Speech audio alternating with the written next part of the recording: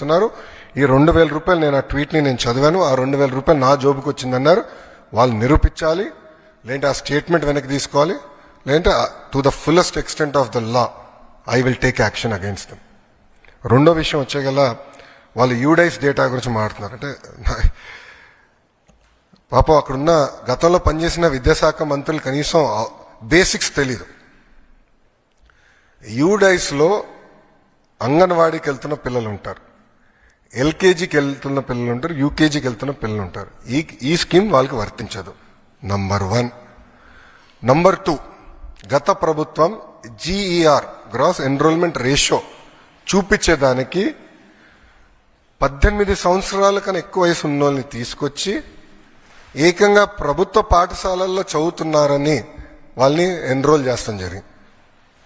పక్క రాష్ట్రాల్లో చదువుతున్న పిల్లల్ని తీసుకొచ్చి ఆంధ్ర రాష్ట్రంలో చదువుతున్నారని చూపిస్తాం జరిగింది. విత్ ప్రూఫ్ నా దగ్గర ఉన్నాయన్ని. విద్యాశాఖ మంత్రిగా నేను వాస్తవాల దగ్గర ఉండాలి కనుక మొత్తం లిస్ట్, ఎందుకంటే ఇది డ్రాప్ బాక్స్ అని ఉంటుంది. అంటే ఈ పాఠశాలలో పిల్లలు ఉంటారు, ఈ పాఠశాల పిల్లలు మధ్యలో ఉంటారు, గాల్లో ఉంటారు పిల్లలు. డ్రాప్ బాక్స్ అంటారు అది ఐటీలో. ఈ వాళ్ళ సిస్టంలో డ్రాప్ బాక్స్ ఉంటుంది. అక్కడ పెట్టి పెట్టేశారు. పిల్లలు ఎక్కడున్నారో మాకు తెలియదు. మొత్తం వెరిఫై చేస్తే దొంగ లెక్కలు ఉన్నాయని తేలినాయి. ఒక విద్యాశాఖ మంత్రికి అసలు ఎంతమంది పిల్లలు ప్రభుత్వ పాఠశాలలో చదువుతున్నారు తెలుసుకున్నాక నాకు 100 రోజులు పెట్టిందండి. 100 రోజులు పెట్టింది నాకు. అధికారులు అడిగితే సార్ మాకు నంబర్ క్లారిటీ లేదు సార్, గతంలో వీళ్ళు ఎట్లా నడిపించారో నాకు అర్థం అలా విద్యాశాఖ. అంటే ఏదో లెక్కలు ఉన్నాయి, ఏదో నంబర్లు అని చెప్పి చేస్తాం కాదు. రెండోది, నిజంగానే వాళ్ళంత భావించుంటే వాళ్ళు ఎందుకు ఇవ్వలేదండి? అమ్మ ఒడి ఎందుకు ఇవ్వలేదు వాళ్ళు? ఈరోజు మేము ఇస్తున్నాం. అర్హులు ఎంతమంది ఉన్నారో వాళ్ళు ఇచ్చేదాకా మేము సిద్ధంగా ఉన్నాం. మొత్తం లిస్ట్ GSWS ముందర పెడతాను, బయట పెడతాను. లేదంటే ఎవరన్నా రాలేదనుకుంటే మన మిత్రకెళ్ళి ఎందుకు రాలేదో తెలుసుకోవచ్చు, కరెక్ట్ చేసిన మార్గం కూడా ఇస్తున్నాం. సో అర్హులు ఎంతమంది ఉన్నా ఇచ్చేదానికి కూటమి ప్రభుత్వం సిద్ధంగా ఉంది.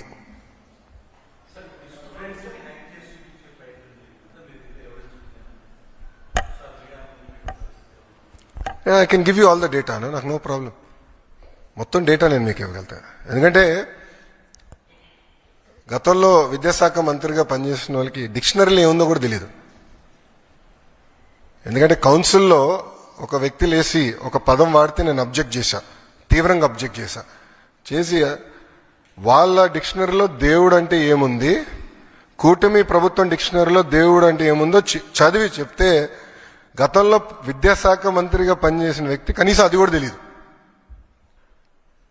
అంటే డెప్త్కి వెళ్ళలేదండి. ఈరోజు మేము అందరం హర్నిసలు కష్టపడి డెప్త్కి వెళ్తున్నాం. ఎందుకంటే పిల్లలది ఫార్మేటివ్ ఏజ్, సరైన దారిలో పెట్టాల్సిన బాధ్యత మా పైన ఉంది.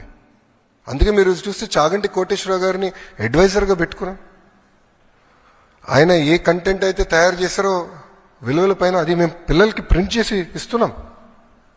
ఇట్లా చాలా సీరియస్గా మేము తీసుకుంటున్నాం. ఒక ఛాలెంజ్గా తీసుకుని పనిచేస్తున్నాం.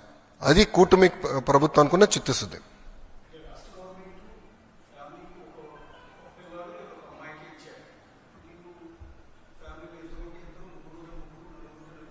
ఐదుగురు ఉంటే 5. ఎస్,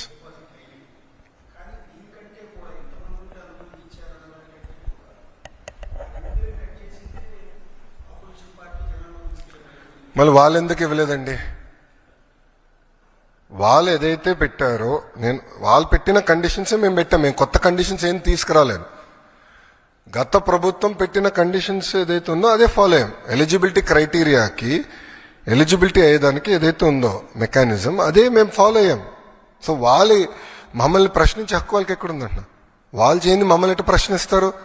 ఇప్పుడు కాంటే వీడియో ఇస్తాను నేను, వాళ్ళ పార్టీకి చెందిన నాయకులు ఎంతమంది పిల్లలు ఉంటే అంతమంది పిల్లలకి ఇస్తానని చెప్పి వాళ్ళు ఇవ్వకుండా మమ్మల్ని ప్రశ్నించి హక్కు వాళ్ళకి ఎక్కడి నుంచి వచ్చిందండి? మాకు ఆ చిత్తశుద్ధి ఉంది, మేము ఇస్తున్నాం. 2 ఉంటే 26,000 ఇస్తున్నాం, 3 ఉంటే 39,000 ఇస్తున్నాం. అది కూటమి ప్రభుత్వం అనుకున్న చిత్తశుద్ధి.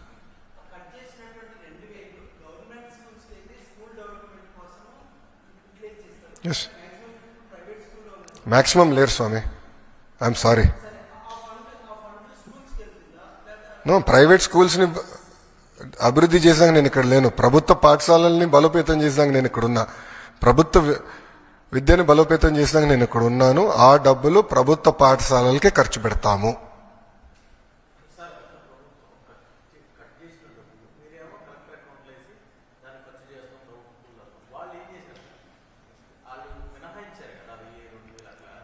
వాళ్ళు అనేక అంటే టాయిలెట్ మెయింటెనెన్స్ అని అట్లా ఇస్తాం జరిగింది. కొన్ని ఖర్చు చేశారు, కొన్ని ఖర్చు చేయలేదు.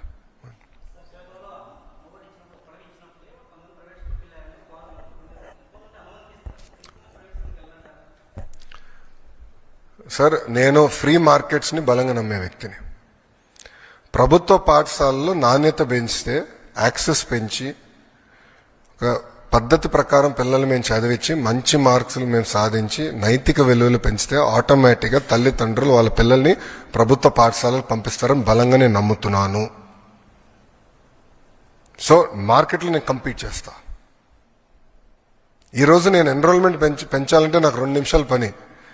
నాకు పర్మిషన్స్కి వచ్చి అన్ని పాఠశాలలు రిజెక్ట్ కొట్టాను అనుకోండి, ప్రైవేట్ పాఠశాల పర్మిషన్ అన్ని రిజెక్ట్ కొట్టాను, ఆటోమేటిక్ నాకు పెరుగుతుంది కదా. కానీ దొడ్డిదారిని చేసినట్టు అవుతుంది కదండి. మేము క్వాలిటీ పెంచకుండా ప్రైవేట్ పాఠశాలలు నేను పర్మిషన్ ఇవ్వకపోతే నష్టపోయేది ఎవరు? పిల్లలు నష్టపోతారండి. సో నేను నాణ్యత పెంచాలి. నాణ్యత ఎంత పెంచాలి? ప్రైమరీ స్కూల్లో 1 class 1 teacher. Second, mega DSC 16,347 teacher పోస్టులు భర్తీ చేసడానికి ఆల్రెడీ డిఎస్సి మొదలైపోయింది. 24 కేసులు వేశారండి. 24 కేసులు వేశారు డిఎస్సి ఆపేదానికి.